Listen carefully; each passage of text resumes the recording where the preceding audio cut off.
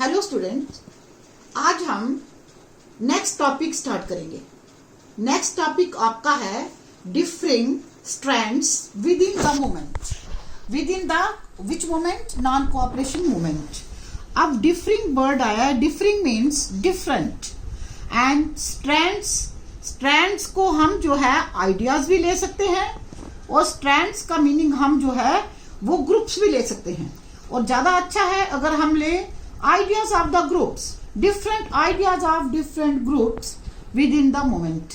ये जो मूवमेंट मैंने आपको बताया था, ये मूवमेंट कोई एक जगह पे, एक शहर में या एक गांव में ही नहीं हुई, ये पूरे भारत में फैली। अब पूरे भारत में ये जो मूवमेंट थी वो गांव में इसका क्या असर हुआ, शहरों में इसका क्या असर हुआ, टाउन्स में इसका क्या असर हुआ, ये सारा जो है ये अब हम टर्न बाय टर्न पढ़ेंगे। अब बच्चों इन्होंने आपकी फर्स्ट लाइन दी है, द नॉन कोऑपरेशन खिलाफत मूवमेंट बिगैन इन जनवरी 1921। बच्चों आपने इस चीज में ध्यान देना है, अगर आपको इफ यू आर आस्क्ड कि खिलाफत मूवमेंट कब शुरू हुई, आपने बताना है 1919 में स्टार्ट हो गई। अगर नॉन कोऑपरेशन मूवमेंट कब शुरू हुई तो आपने बताना है नॉन कोऑपरेशन मूवमेंट 1 अगस्त 1920 में स्टार्ट हो गई। लेकिन जहां बच्चों इसको बड़े ध्यान से पढ़ना है, आपकी जो फर्स्ट लाइन है जहां पर लिखा हुआ है नॉन कोऑपरेशन खिलाफत मूवमेंट बिगैन इन जनवरी 1921, यहाँ पर नॉन कोऑपरेशन और खिलाफत मूवमेंट ने पूरे जोर शोर से जो इकट्ठे मिलकर काम शुरू किया वो 1921 में किया है। अब बच्चों इन्होंने कहा, आगे बताया हुआ है कि अब टाउन्स में इसका क्या इफेक्ट हुआ, टाउन्स में कैसे ये मूवमेंट फैली। अब वहां पर इन्होंने दिया हुआ है कि टाउन्स में जो मिडिल क्लास में जितने भी वहां पे जो प्रोफेशनल लोग थे उन्होंने रिजाइन कर दिया। अब बच्चों पहले आपको ये पता होना चाहिए मिडिल क्लास क्या है। मिडिल क्लास का इन्होंने रेफरेंस क्यों दिया? बच्चों अंग्रेजों के आने से पहले मुगल साम्राज्य तक राजा और प्रजा होती थी, किंग एंड द सब्जेक्ट्स, बीच में कोई क्लास नहीं थी। राजा का हुक्म, एक किंग का, एक एम्परर का ऑर्डर सभी मानते थे। There was king and the subjects. लेकिन उसके बाद जब अंग्रेज भारत में आए तो जहां पर लैंडलॉर्ड्स और जो है इन्होंने जमींदार और लैंडलॉर्ड्स की जब क्लास की क्रिएशन हुई, उसके साथ ही एक मिडिल क्लास भी पैदा हुई। ये मिडिल क्लास जो थी ये एजुकेटेड लोगों की क्लास थी। इसमें हमारे लॉयर्स आते थे, इसमें हमारे टीचर्स आते थे, इसमें हमारे प्रोफेसर्स आते थे, इसमें टेक्नीशियंस भी आते थे। ये सारी जो वर्किंग एंड एजुकेटेड क्लास थी ये मिडिल क्लास के नाम से जानी जाने लगी। अब बच्चों जब नॉन कोऑपरेशन मूवमेंट शुरू हुई तो जो थी ये मिडिल क्लास ने जो है वो पार्टिसिपेट जो है वो बहुत जोर शोर से किया। कैसे पार्टिसिपेट किया? लॉयर्स ने कोर्ट में जाना बंद कर दिया, टीचर्स ने स्कूलों में जाना बंद कर दिया, डॉक्टर्स ने अपना काम करना बंद कर दिया। अब बच्चों इसी दौरान 1920 में 21 में काउंसिल इलेक्शंस भी थे। हाँ, वो इलेक्शन जो थे वो सबने बायकॉट कर दिया कि हम इलेक्शन में पार्टिसिपेट नहीं करेंगे, जो टोटली बायकॉट होगा। लेकिन बच्चों मद्रास में एक पार्टी थी जिसको जस्टिस पार्टी बोला जाता है। मद्रास में एक पार्टी थी जस्टिस पार्टी ऑफ मद्रास ने ये इलेक्शन बायकॉट नहीं किए। क्यों नहीं किए? क्योंकि ये जस्टिस पार्टी जो थी ये जो है नॉन ब्राह्मण पार्टी के नाम से भी जानी जाती थी। ये justice party of Madras was also known as non Brahmin party. अब इन्होंने क्या करा कि जो ये जस्टिस पार्टी ये ब्राह्मणों, उस समय बच्चों आपको मालूम है जो सोसाइटी थी 4 पार्ट्स में, 4 वर्णों में बंटी हुई थी। 4 varnas, the society was divided. There were Brahman, Kshatriya, Vaishnav, Shudra, इसमें हमारी जो सोसाइटी थी बटी हुई थी, और इसमें सबसे ज्यादा इंपॉर्टेंस ब्राह्मण्स को दी जाती थी। टेम्पल्स में ब्राह्मण्स को बहुत उनका आदर सत्कार होता, सोसाइटी में उनका बहुत आदर सत्कार होता। इवन कि ब्रिटिश के आने के बाद जॉब्स में भी ब्राह्मण्स को जो है वो जॉब्स वगैरह दिए जाते। ये चीज जो है मद्रास में एक पार्टी बनी जिसका नाम था जस्टिस पार्टी। ये जस्टिस पार्टी ने जो है ये इसका क्या मोटो था, ये इकोनॉमिक एंड सोशल इक्वालिटी लानी चाहती थी, इनइक्वालिटी को खत्म करना चाहती थी। इसलिए ये वो जो लोग जो ब्राह्मण नहीं थे उन्होंने इस पार्टी को ज्वाइन किया, इस पार्टी को ज्वाइन किया। इसलिए यह पार्टी नॉन ब्राह्मण पार्टी के नाम से जानी जाती थी, और सही इसका नाम था जस्टिस पार्टी। इस पार्टी ने जो है वो बायकॉट इलेक्शन नहीं किए, क्योंकि ये पार्टी चाहती थी कि ये इलेक्शन लड़े और वो जो है विद इन लेजिस्लेटिव काउंसिल ये वर्क करें और इनको भी जो है वो ऊंचा स्थान मिले, इसलिए इन्होंने इलेक्शन बायकॉट नहीं किए। जो है मिडिल क्लास ने पूरा अपना काम जो है वो बायकॉट कर दिया, इलेक्शंस बायकॉट हो गए। अब बच्चों जो पेरेंट्स ने बच्चों को भी स्कूल भेजना बंद कर दिया। जो इंग्लिश स्कूल थे, जहाँ government British government control school थे, उनमें भी सब ने अपने बच्चे भेजने बंद कर दिए। ऐसी सिचुएशन होगी नॉन कोऑपरेशन में। इस हिसाब से जो है अंग्रेजों के साथ जो है नॉन कोऑपरेशन की एक लहर चल पड़ी। अब इसका ये तो आपको मैं जो बता रही हूं ये एक सोशल इंपैक्ट है कि नॉन कोऑपरेशन का सोसाइटी पे क्या असर पड़ा। लेकिन बच्चों अब हम ये देखेंगे सेकंड पैराग्राफ में, हम देखेंगे कि इसमें जो है ये इसका जो है इकोनॉमिक स्फीयर के ऊपर क्या असर पड़ा। बच्चों लोगों ने जो इंडियंस ने फॉरेन गुड्स जो थी वो बायकॉट कर दी, वो खरीदनी बंद कर दी। लिक्वर शॉप्स जो थी देवर पिक्टेड, फॉरेन क्लॉथ जो था दैट वाज ऑन फायर।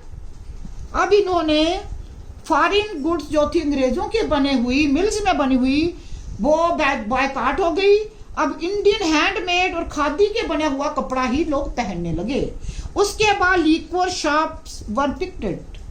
अब पिक्टेड वर्ड आपके पास है, पिक्टेड का मतलब होता है किसी के ऊपर धरना देना, धरना देके बैठ जाना कि बाहर लोग जो है बाहर बैठ जाते कि ये दुकानें ना खुलेंगी, अगर खुली है तो कोई भी लिक्वर खरीदने अंदर नहीं जाएगा।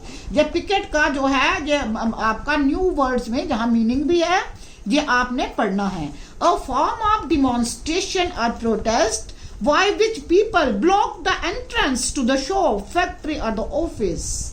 यहाँ पे जो कि वो रास्ता ही बंद कर देते थे। अब इनका रास्ता बंद करने का क्या तरीका था, ये तो बड़ा सादा सा तरीका था ना कि दुकान के आगे सब जाकर बैठ जाते थे कि जो है अंदर कोई नहीं जाएगा। लेकिन बच्चों ये दुकान के आगे लाइन में जमीन पर लेट भी जाते थे, जमीन पर लंबी लंबी लाइनें बनाकर लेट भी जाते थे। This way they also picked the shops कि लिक्वर की कोई दुकान जहां नहीं खुलेगी। उसके बाद बच्चों जब उनका ये सारा जो है फॉरेन क्लॉथ जो है बिकना बंद हो गया, लिक्वर शॉप्स बंद हो गई और जो and the foreign cloth was on fire, उनको इकट्ठा बॉन फायर होता है बहुत ज्यादा, बहुत आग लगाना, बहुत ज्यादा आग में चीजों को धकेलना। अब जो है ये इन्होंने उनके फॉरेन के जो कपड़े थे इकट्ठे कर करके ढेर लगाकर उनमें आग लगा दी, दैट वाज बॉन फायर। अब जो है ऐसा तो लोगों ने किया, इसका तो नुकसान हुआ ही हुआ। अब दूसरा क्या हुआ, देखो जो हमारे ट्रेडर्स थे, जो इंडिया में रहने वाले ट्रेडर्स से, इंडियन ट्रेडर्स से जो बड़े बड़े लोग थे जो उनके साथ व्यापार करते थे, और इस समय तो ब्रिटिश ट्रेडर्स भी जो इंडिया में रहते थे उन्होंने भी इन कंपनीज को फाइनेंस करना बंद कर दिया और इनको जो है अपने ट्रेड में पैसा लगाना बंद कर दिया। उस समय का बच्चों देखो 1921-22 में जो वैल्यू जो थी इसकी value of the trade 102 crore rupees का जहां ट्रेड होता था, अब सिर्फ 57 करोड़ रुपीस का ट्रेड हुआ। कितना कम हो गया, कितना कम हो गया। ये इस प्रकार से जो थे वो जो है ये इस प्रकार से इकोनॉमिकली भी ब्रिटिश को बहुत नुकसान हुआ। लेकिन अब इंडियन कपड़ा बिकना शुरू हो गया, इंडियन खादी कपड़ा बिकना शुरू हुआ। अब जो है उससे क्या हुआ, इंडिया को जो है वो फायदा हुआ। लेकिन बच्चों अब आपके थर्ड पैराग्राफ में इसके ऊपर अगर आपने क्वेश्चन लिखना होगा तो लिख लो, मैं लिखवाऊंगी. All the three paragraphs, they are with these three paragraphs are very important. In the first paragraph, how the non-cooperation movement affected the people in the cities or towns. And second paragraph, what was the impact of non-cooperation movement on the economic sphere during this period. और third में क्या हुआ, बिल्कुल उल्टा हो गया. क्या हो गया बच्चों, कोई भी चीज होती है स्टार्ट में लोगों को अच्छी लगती है, उसके साथ जो है लोग भीड़ में चल पड़ते हैं, लेकिन बाद में उसके ऊपर सोचकर अगर उसका कोई अल्टरनेटिव ना हो, लोग वहां से फिर से पुराने सिस्टम में आना शुरू हो जाते हैं.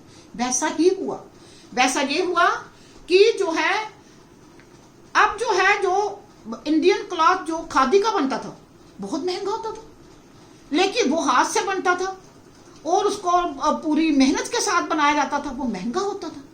लेकिन मिल में तो जो कपड़ा जो कि मजदूर मशीनों से बनाते थे जल्दी बनता था और फिनिश भी बहुत अच्छी होती थी, बहुत सस्ता होता था. उस खादी के कपड़े के कंपैरिजन में बहुत सस्ता होता था.